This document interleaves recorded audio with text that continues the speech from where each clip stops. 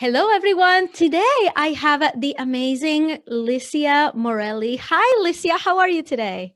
Hi, Hina. It's so good to see you. Thank you so much for having me. Licia, I'm super excited to have you. And I introduced you a little bit earlier so people know who you are. But I'm going to tell you, I need to start this interview by saying something. In my research of you, I noticed something, and you need to tell me, Ina, you're completely off base, or you need to tell me, okay, Ina, I think you got that right. You are an incredibly intuitive person. This is a given. I didn't need to do a whole ton of research to find that out. But because of that, I noticed that in every interview, you very much mold yourself to the person who is interviewing you. Wherever they want to take it and wherever they want to go, you go with them. It's like you almost knew exactly what is it that they wanted to talk about, and you focused in on that. So it, in the end, every interview was extremely different, and it showed a completely different side of you. I'm like, she's adapting. She's adapting to every interview. So when we just got on the phone, which was like 30 seconds ago, I'm like, I don't want to let her adapt to me. I want to know the real Licia. So not to say that you weren't real, I'm saying like you are very, very good at that. So first of all, I'm going to say you have the opportunity to tell me now, Ina, you're completely off the mark. Tell me if that resonates at all. Oh my gosh, Ina, you are good. You are good. I mean, I don't even know what to say. This is such a yes, you're right, Ina. You're right. I'm extremely intuitive. I don't even want to go into it, but I did have a psychic business for many years, which is how I learned, the online world. And yes, I can very much adapt to where an interview wants to go and how they want to do it. And that said, I mean, yes, I am showing my true self, but it is refreshing to have somebody who can kind of call me out on that because then I can't hide, Nina. I can't hide. You have my number. I am so glad that we just got that completely out in the clear and out of the way, because I want to know the whole you. And the last thing that I want to do is to pigeonhole you into your psychic background, into your writing experience. I want to know the whole Licia. So if I were to ask you, who is Licia? What would you answer to that? I would say that I am a person who just really wants to be joyful in the world, and I want community. And I think the things that I choose to do create joy and community. And I think my aim in working in the world and in my career, no matter what I've done, whether that's sales or writing or copywriting, whatever it is, I've always just aimed to connect. I think that's really what it is. Like, I always chose things that would help me connect with other people. And that was super important for me because who doesn't love community? I mean, I think there are people who probably don't, but I love community and I love connecting and I love creating relationships. And so for me, I think when somebody says like, who are you? I think about, wow, that's such a great question, because it's more about the feeling, which is like a feeling of joy in community. And then I kind of look at that and I like my mind starts to go like, whoo, reversing.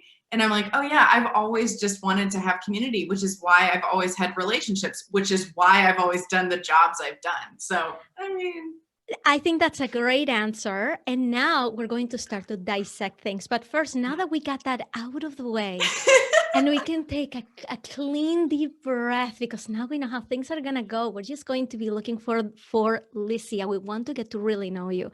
And so why don't we start with what I always ask in the beginning, which is, who do you serve and what do you do for them right now? so I am a copywriter. I'm a top tier copywriter for some of our online marketing industry's top brands, both service and product based. And I am a writer of children's books as well as magazine articles and interviews. So I have the umbrella that is writer, but I am a copywriter as well as other kinds of writing as well. How do people work with you? What kinds of clients do you work with right now? So right now I work with people in the online marketing industry who have service and product based brands. So, I've worked with people like Kate Northrup, Colette Baron Reed, John Holland, Tarzan K. So just like everyone who's out there doing their thing. Generally speaking, what I usually tell people, Ina, is the clients that I work with have written copy for their businesses. They've done it well. They've made great money and have built a huge business. And now they are too busy to write the copy that they're so good at. So then they call me and know that I can collaborate with them and write with them so that they can write the things they want to write, but the rest of it's taken care of. So Yeah. that's generally. It's got to be really helpful to be the kind of intuitive being that you are, so you can kind of put yourself in their shoes and be able to speak in their voice. Is that something you find it easy to do? Yes, I think just as you were talking about in my interviewing process, it's the same. I think that's something that's my secret sauce, is that it's very easy for me to capture somebody's voice because I go into the copywriting day that they hire me for, or their retainer, and I can kind of embody that energy that they're bringing to the table and chameleon into that so that I can most effectively write for them. At which point did you start to realize you have this knack for writing? Now, and I'm talking like from age 0 to like high school level. Like, when did you start to notice this knack you have? So it was in the 4th grade. Actually, we had this contest that we were asked to do, and it was to write about somebody in history that we found interesting. And I chose to write about Harriet Tubman. Mhm. And I come from a family of, my dad's an accountant, my mom's a teacher. Like, no, there's no writers or artists happening. Like, this was very practical, careers that everybody had. And so for me, writing was this sort of elusive, like, wow, people do this, they write books, but I loved books, I loved reading. And then in the 4th grade, I write this essay, and I remember my teacher coming over and saying, you won 3rd place. And I was like, 3rd place? Like, what? And she handed me a little ribbon. I mean, it was just like, it was the 80s, so like nobody really made a big deal about anything, but she hands me a ribbon, and I was like so proud of myself. I remember exactly what I was wearing, and I sort of stood there in awe of this experience of not only being able to write about somebody who I admired and thought was just so incredible, but also then to be able to be recognized for that. And I knew at that point that that was something that was maybe not happening to everybody. You know what I mean? Yeah. And then, later that year, it was the 4th grade still, I said to my mom, I want to be a writer when I grow up. I want to write. And she was like, that's great. I have no idea how this is going to play out. But it was just something that became known to me that early. Mm-hmm. And I think there was something as in a part of me that thought, it felt right and true. And, then, life goes on and we become adults and, we got to refine ourselves. But at 8 years old, it felt right. So. Yeah. So because I want to tackle the whole of you, you also have this highly intuitive part of you, which, like you mentioned, you're like, oh, I don't even want to get into it. It's like my psychic business. I mean, you were on the radio, like you were the resident psychic for a radio station for a while. So this is part of your history. And I want to get there because I know there are people listening right now who may be very afraid of reaching into their intuitive selves because they believe that to be in business, you have to be much more pragmatic. And I definitely want to give them a good lesson about really stepping into that. And we'll get there. But first, I want to see if at which point, like I said, like high school back, right? Yeah. In that era, did you start to notice your intuitive abilities? If at all. Yeah, so I really was always very interested in tarot cards and the metaphysical stuff. When I was younger, when my grandfather died, who I was very close to, I'm sorry to hear. Oh, thank you. Yeah, so he died when I was young. I was probably 10, and he had melanoma, which I'll come back to. But he and I were very close, and he died. And then I sort of set up a shrine to him in my room. So there was like a table. I mean, mind you, I'm 10. There's a table. There's a ceramic statue that my grandmother had made of him golfing. There's a candle. There's some things. And my mom said she would walk by my room. And I mean, I was a highly creative person anyway, but this was a little different because she would walk by my room and listen to me talking to the statue. And she would think to herself, there's something is different about this. I don't think this is like an imaginary friend. And so there just was this sort of felt sense, like I can't even really name it, but a felt sense of otherworldliness, like spirit, the spiritual aspect of myself was really in tune. And I think spiritual selves are very intuitive. And so when we're connected there, we begin to trust it and believe it. Yeah. And then in high school and college, I would pull the cards for my friends and I wouldn't have any idea what I was doing, Ina. Like I would be like, here's the sun, here's how amazing your life is going to be. But then I would say something to them and they'd say, how did you know that? And I would go, I don't know. Right. And we'd all freak out. And then, it would be all this like experience. And I would always, see things out of the corner of my eye. So I knew there was something I was picking up on. And it really wasn't until probably 2008 when I had had my son and he was a baby and I started to really look into more of the intuitive sort of arts and at the same time I was writing jokes on Twitter and that's a very intuitive process. So like I started to see these two worlds combine around like being super interested in the psychic senses and the intuitive senses and also seeing how that like out of thin air, I was pooling creative ideas because I think they go hand in hand. And so what really happened at that point was I had time on my hands because I had just had my son and I was really interested in learning more and practicing those skills. So I started taking classes and, I took tarot classes and I took psychic reading classes and I started to actually identify and I realized like, oh, these visions that I would have in my mind, like these pictures I would see, or like these little things that I would hear in my ear, those weren't just my imagination. That was actually messaging that then I could apply to my life. Yeah. It took a long time to refine, but it happened. Yeah. In the meantime, I mean, you fast forward a little bit to 2008, that's after college. Right? Yeah. But in the meantime, after you graduate high school, you go to college. What did you go to college for? Psychology and religion. Why religion? We're starting to get the psychology connection. Why religion? So I just felt like it was such a great addition to sort of psychology in and of itself. I've always been, I grew up Catholic. I went to a Buddhist university at Naropa University. And so spirituality was always a part of who I was. So I just figured I might as well learn about it because if it was so much a part of who I am, I should probably apply it in some way. And it was great. Yeah.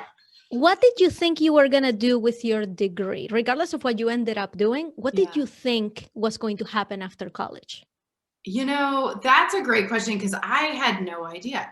I was one of those people, Ina, that I started on a trajectory for college and then I took time off and then I transferred and I transferred and I transferred. Like I was not on a linear path.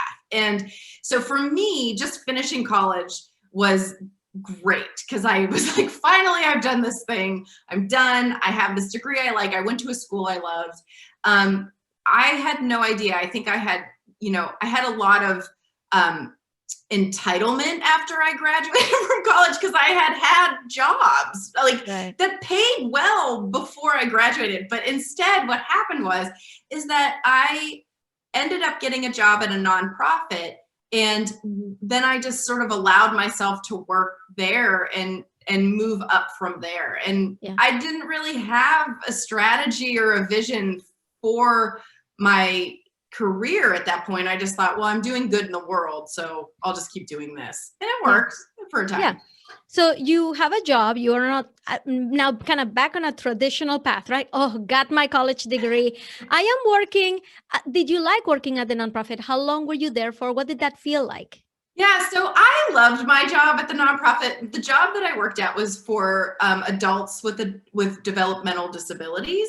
Mhm. So we worked in group homes, and then I actually ended up managing the group homes and then working in the administrative offices. And so I really liked it because I loved the clients that we worked with. You know, the residents of these houses were such delights. Again, joy and community. Here we Mhm. are. Like, Right. so they were great, and I loved the staff, and it was a really positive impact in the world. And so I feel like it was so fulfilling because I was getting the needs met of, helping, being, joyful. You had to have a sense of humor working here. I mean, there was always shenanigans happening. And then, Right. really creating community for, the staff and the residents and the clients and things like that. And so I think that what happened during those years is I got a lot of really good experience running an organization. I mean, I Yeah. had experience with budgets and hiring and strategy and growth. I mean, we were growing at a rapid rate. So it really was a foundational place for me to learn a lot of things early on in my career that I don't know that a lot of people actually were able to learn. Right. At the same time, where is your writing self and where is your intuitiveness psychic self? Yeah, so that wasn't really happening. So that wasn't really happening. And I think ultimately, I realized that that wasn't happening. And so I knew I needed a change, but I didn't know what that needed to be. And what happened then is that had I had my son, and for the 2 years or a year and a half that I was home, 2 years that I was home, I really dug into the writing again. That's when I started writing again. And I had all this space because, I continued in that we were what's called a host home for a woman with developmental disabilities. So she lived with us. So my Mhm. job was to run the household with her in it. And Yeah. so that was great because it gave me time to be at home and it gave me time to write. And that's when I started writing jokes on Twitter. Right.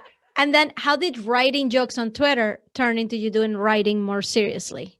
So what happened was is that, and this story always makes me laugh because I remember it much like I remember fourth grade getting my ribbon. I remember this phone call I had with my mother, and I had been writing jokes on Twitter for some time. And this was back when Twitter was still very beta. It wasn't what it is today. I had 600 followers on Twitter, and that was crushing it. Like Awesome. I had made it on Twitter. And so there was a group of us that wrote these jokes, and we spent all day thinking of funny things. So essentially I was writing headlines all day, funny headlines. So my mom called and she goes, if only there was a way that you could make money doing this on the internet. And I was like, I know, wouldn't that be amazing? And so it was so ironic that like I had no idea that there were these titans of industry starting to grow these huge businesses, and online marketing was a thing.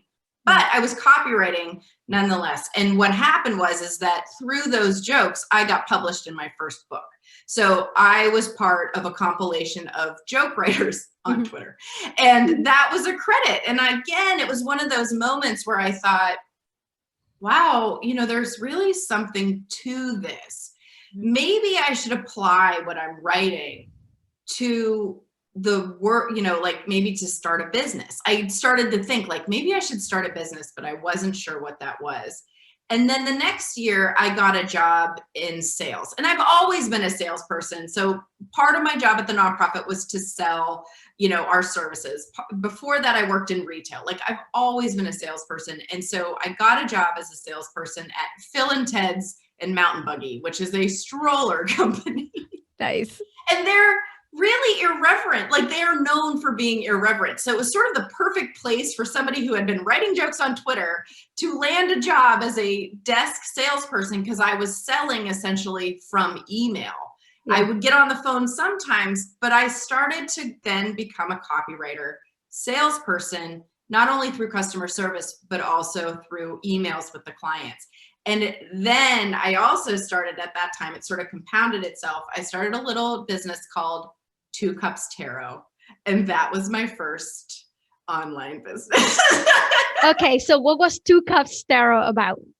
So Two Cups Tarot was about read like tarot readings for people and psychic readings. It was really more my first foray into the psychic reading business. So I still didn't have like a lot of online strategy, but I was starting to put the puzzle pieces together from all the sales experience that I had and now all the copywriting experience I was getting.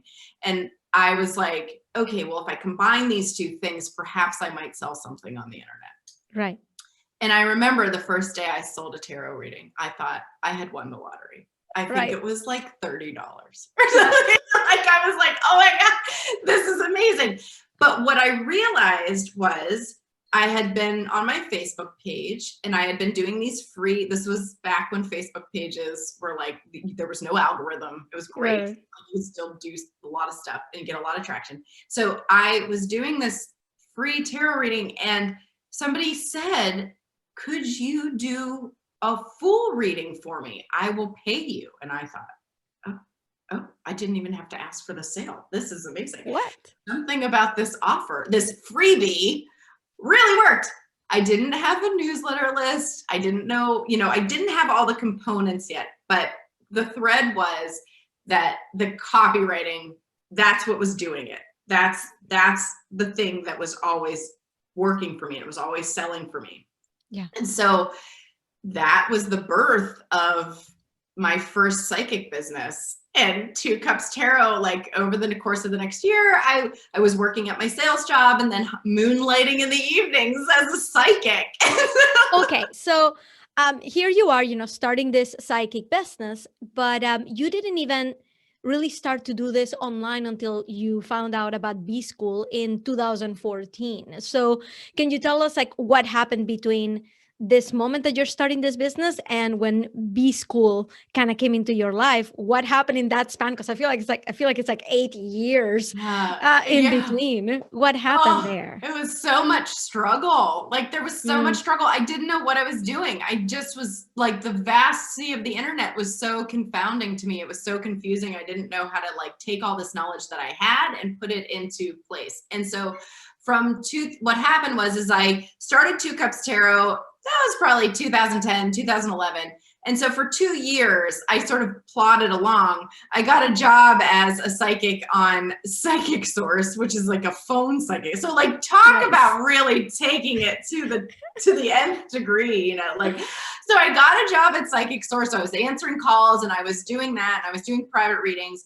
And what happened was slowly I was just starting to build word of mouth, and that was working. My friends would hire me for parties and, so I was building it organically.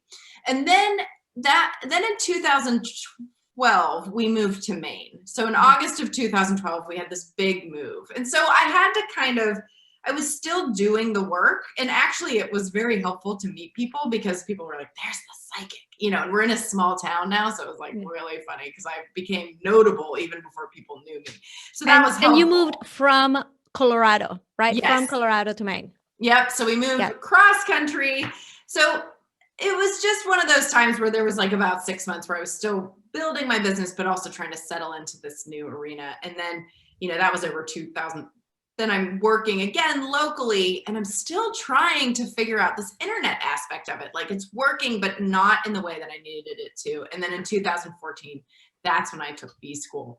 And that's when my business went from, I think it was $1,000 a month that I was sort of piecing together to $5,000 to $7,000 a month, like immediately. As soon as I had those puzzle pieces that Marie gives in B School, I was like, boom, here we go. And like refining my copywriting. And that's really what really helped. So those couple of years when we first moved to Maine were just sort of a blur because I was trying to do the business. I was doing it locally.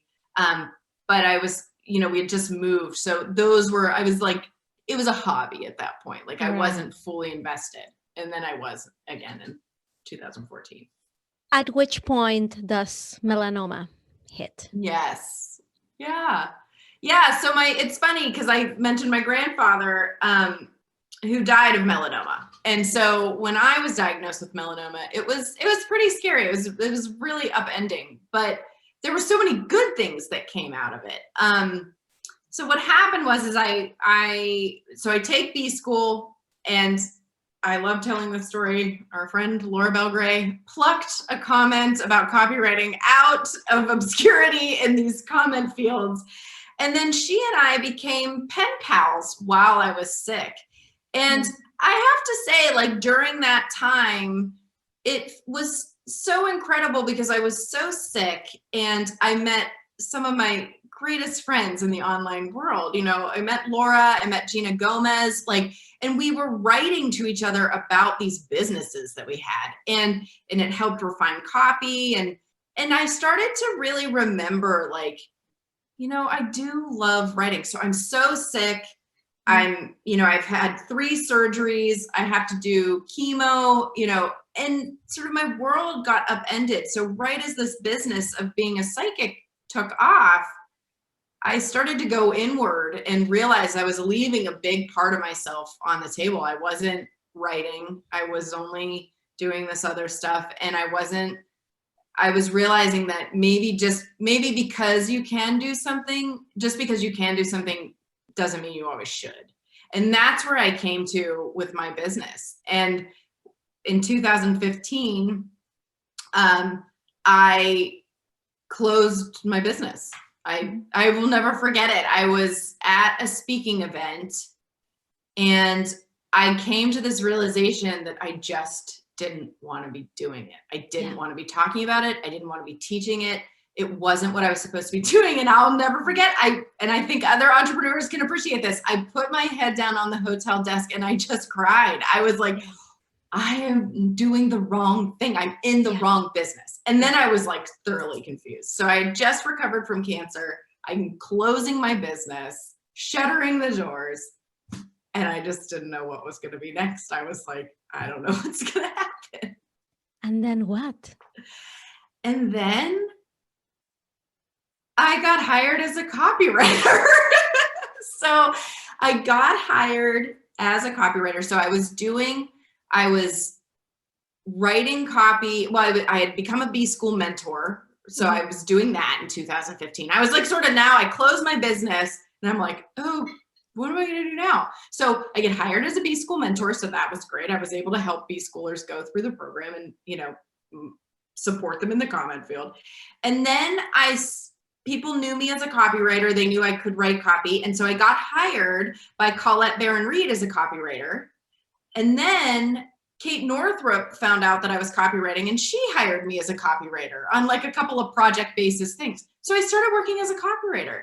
And I didn't even note to self, Ina, like, to all the people listening, when something comes easily, do not ignore it. You don't need to make it harder than it needs to be. Like, I should have known then that I didn't even advertise my copywriting services, but I was getting hired. That should have told me something. Yeah. So. And since then, you were copywriting for Kate Northrup. She realizes that, wait, you have a lot more experience in management and strategy than they ever thought. And she goes and promotes you to president of her company, which is that's a jump. That is incredible. How did you feel about it when that happened? I mean, I think I was just as stunned. Like, I was, you know, it was a very organic thing. Kate, Mike, and I, her husband, Mike, and I, we all work really well together. So we would be strategizing and brainstorming anyway, by way of just the copy and things like that. But what we started to realize was like, oh, okay, there could be some shifts and Licia could manage. And so this is where my, you know, my experience at the nonprofit and managing came in, and I was like, great. And then all my strategy with online marketing had come in with my, you know, my past business experience and, you know, writing for startups and writing for all these clients over the course of, you know, a few years. And so what happened is that we were in a meeting one day and Kate looked at me and she goes, well, I don't know. I just feel like Licia should be running things. And I was like, I mean, I will do it. So it was such a gift because during that time, Kate was building Origin, her membership. So we built it from scratch. You know, it was this idea in her mind and we built it out and, you know, being a part of that sort of extension of her business and then getting processes in place and helping her grow from 6 to 7 figures. I mean, that was like so exciting. And I learned so much. And what it taught me too is that watching business owners, you know, like Kate, who do things so well and so beautifully, it was so inspiring to me for my own stuff when it was time for me to finally like get my act together and get back, you know, as a solo person. But watching her, watching the processes we did, you know, watching how we built out all these parts of the company, I learned so much in those 3 years, and I was so grateful for that experience just because it really helped me delve even deeper into strategy for online business, into the copywriting, into idea generation and execution. Yeah. And you ended up doing a ton there with launches, with the copywriting, with like really getting that company up and running. Yeah. And then you were there for a couple of years. Now you have your own baby, right? Now you're doing your own copywriting for exactly the client that you want. So how does it feel to have gone? We just went through the entire journey of your life, right? In just a very little bit of time. So how does it feel now to have landed here where you have your own audience, your own clients, and you're doing what you want to do? What does this feel like to be you right now? It feels so exciting. I'm like so excited. And I'll tell you a story because I think that this is actually pretty important. And this is when I realized, like, okay, so Kate, I had left my job at Kate and with Kate, and I was like, okay, well, now what? And I would text her occasionally, like, I still don't know what to do. She would be like, you'll be fine. It's going to be good, you know? And so I was watching as, you know, a lot of the entrepreneurs that I had come up with, you know, I was watching as everybody was starting to take off. Like they had been working for 10 years. They had been doing the things. Their businesses were starting to get traction. And so I was on a call one day with my best friend, Gina Gomez, and she was, you know, I had been helping her over the summer with copy and things like that. And, you know, she was doing some business strategy, and I looked at her and she was like, okay, here's the trajectory. And she had, you know, hired somebody and things were going. And I thought to myself, everybody is on their way, and I'm going to be the girl at the reunion who did nothing. Which wouldn't have been true at all. No, this is but what I was think coming like up for you. it was what was coming up for me. And I was like, I need to get it together. And she was like, you're going to get it together. Like she, like the best cheerleader. And I was like, I'm going to figure this out. And it like came to me in a flash, and I was like, Gina, I think I'm supposed to have a copywriting business. And she looked at me and she goes, welcome to your life, Morelli. And I was like, oh, it was just this pinnacle moment that I needed to see it for myself. I needed to see that I could do it for me. You know, I needed to be confident in my worth and what I could offer. And so it was just a really fun moment to be like, okay, I'm getting on the train too. I'm going to do this. And it took off. It just took off. And again, it goes back to that. If something comes easily and there's people that show up for it easily, it's probably what you should be doing. I do have a question for you because you are known for your mailing list. Can you give us just like 3 quick pieces of advice on keeping a mailing list engaged, on keeping your people engaged with your emails? Yes. So, okay, mailing list. I love this question because mailing list feels so much, it goes back to that pen pal feeling, you know, that I had with my friends while I was sick of like, I want this to still feel like it's a letter to you, right? And if you email me, I email you back because it's a conversation. And if you took the time to say something, I want to respond. So what I always tell people is start as you mean to go on, right? If you want your newsletter to feel like it's a letter and that people will write back to, like, kind of consider how you want that to sound. You want it to sound like you're just writing to your friends, right? Even though it's a group of friends and they know that, you just want the tone and the structure to be that. If you want it to be a newsletter where you have like a lot going on, that's another thing entirely. It's just start as you mean to go on. If you want the newsletter with the design and all of that, great, do that. But if you want your newsletter to always feel like it's a letter, start with just plain text emails and keep up with it. And then write to people consistently. Do what you're going to say you're going to do. So for me, I started my newsletter list when I was really in a place of not knowing what to do. So this was like before now, and over the last year and a half, I wrote myself into my work. I started my newsletter letting people know that I didn't know what I was going to do, but I was going to send some moon ceremonies and I was going to think about the world, and that's what they were signing up for. And so people started to come. And so one thing you can do is, if you're kind of stuck on what to do, just know that you're going to write yourself into your success, right? Just give yourself time and patience, but be consistent in that writing. Write weekly if you're going to write weekly, write monthly if you're going to write monthly, but do what you say you're going to do. And then finally, as you're growing your list, a lot of people early on, you're trying to get to that 1,000 mark of newsletter subscribers. Engage your people. You're going to build customer relationships with these people. So if they write to you or they respond to an email, write back. Start engaging them, because they're going to tell somebody else about your email, and it slowly will build.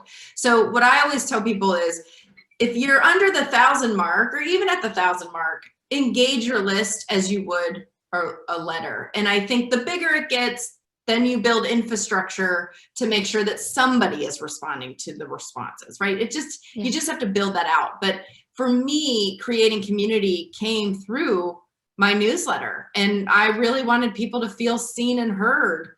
And so I made that a tenet. I wanted to build those relationships with them, and it worked. And people are very loyal. I have a very high open rate.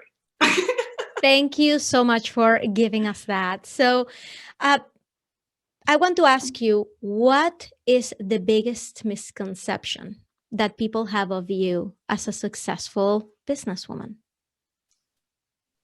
I think the biggest misconception is that I have a huge newsletter list. I think people think that I have a really big list. I don't. I have a really mighty small list. It's growing, but it's more important for me to have a small list that's curated and engaged than it is to have a huge list that nobody really opens. And my goal is to grow that list that's curious and engaged and feels like community, so that it is larger, but I want it to have that same sense of feeling engaged. Whereas I think a lot of people assume that I just have this giant list. I do not. Yeah. All right. So what if you had the power to tell the whole world to do something, and they have to do it in the next 24 hours? What would you tell the world to do? I would tell them to take one right action towards creating joy. Like, what is one thing you can do today to give somebody else joy? And I think if we thought about, and I don't mean that in a like cheesy, like create joy. I mean it like, think about how you might make somebody's day if you say, a deep sense of gratitude for something they did, or acknowledge something that really helped you, or bothered to reply when something went really well. I think if we can think about, ways to engage each other that's joyful, think about the reverberation. Think about what a great mood you'd become in, if somebody's like, this went so well, like whatever. And you're like, great. And then you see somebody and you're like, thank you so much. Like, it's just a snowball effect. So that's what I would tell people. Find a way to give joy to somebody else today. I love it. Thank you so much. So how can people follow you and find you and be a part of your circle? So everybody can follow me. First of all, sign up for my newsletter list if you want to get the weekly emails. And that's over at LiciaMorelliWriter.com. And then if you want to follow me, I'm over at Licia Morelli on Instagram and Licia Morelli on Facebook.